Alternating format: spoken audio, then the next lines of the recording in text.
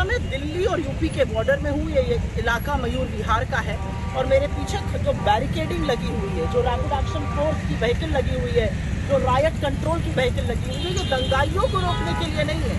ये इस देश के अन्नदाताओं, इस देश के किसानों के लिए लगाई गई है, जिससे इस देश के किसान कहीं राष्ट्र की राजधानी दिल्ली न पहुंच जाए। किसान शांतिपूर्ण तरीके से ग्रेटर नोएडा के इलाके में अपना आंदोलन कर रहे थे। जब उनकी महीनों तक बात नहीं सुनी गई तो उन्होंने दिल्ली आने का मन बनाया और राष्ट्र की राजधानी की तरफ जब वो आना चाह रहे थे तो अमित शाह की दिल्ली पुलिस यहाँ पर लग गई है कि एक भी किसान कहीं दिल्ली में एंटर ना कर जाए।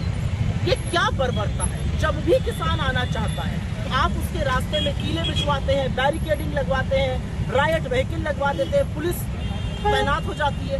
इस देश के किसानों से आखिर ये सरकार क्यों डरती है? और आपको याद होना चाहिए कि ये किसान क्या मांग कर रहे हैं। ये अपनी फसल का उचित मुआवजा और अपने भूमि अधिग्रहण पर जो उचित मुआवजा सरकार की ओर से तय हुआ है उसकी मांग कर रहे हैं। जबरन उनकी जमीन हड़पी जा रही है और किसान यही तो कह रहा है कि हमारी जमीन हमें, जो अगर आप ले रहे हैं तो उचित मुआवजा उसका दीजिए, हमें हमारी फसल का उचित दाम दीजिए। बजाय उनसे बैठकर समाधान निकालने के, बजाय उनसे बैठकर बात करने के, ये सरकार बार बार बर्बरता करती है। याद होगा 4 साल पहले इन्हीं किसानों में से 750 किसानों की शहादत हुई, लेकिन नरेंद्र मोदी का दिल नहीं पसीजा। अमित शाह की दिल्ली पुलिस का यहाँ तैनात होना इस बात का प्रमाण है कि ये सरकार इस देश के अन्नदाताओं की, इस देश के किसानों की रत्ती भर इज्जत नहीं करती है। किसान शांतिपूर्ण तरीके से राष्ट्र की राजधानी आना चाहते हैं, बार बार दिल्ली आने से उन्हें रोक दिया जाता है। क्यों रोक दिया जाता है? क्या दिल्ली किसी की बपौती है? क्या किसान दिल्ली नहीं आ सकता है? क्या दिल्ली बीजेपी के नाम कर दी है इस सरकार ने?